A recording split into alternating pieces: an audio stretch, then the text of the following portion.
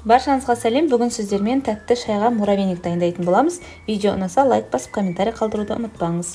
Бөлме температурасында еріп тұрған сары майдың үстіне жұмыртқамыз салып, шым-шым ас содасын салып, жақсылап араластырып, кейін үстіне ұнымызды електен өткізіп, жұмсақ қамыр дайындап аламыз. Тығыз болмауы қажет. Кейін мен осылай 3 бөлікке бөліп, мұздатқышқа жақсылап қатырып алдым. Қатқан қамырымыз күштен жақсы өтетін болады.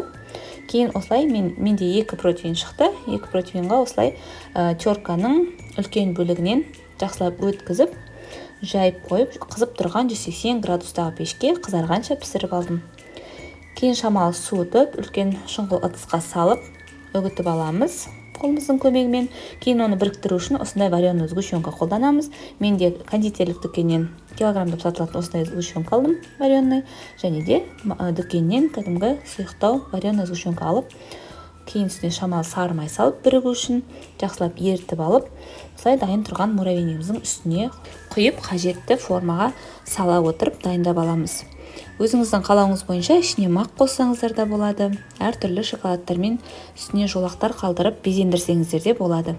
Менде осындай формамен 23 штук муравейник дайын болды.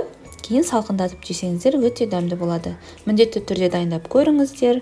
Комментарий қалдырып, достарыңызбен бөлісіп, мені белгілеуді ұмытпаңыздар. Рахмет.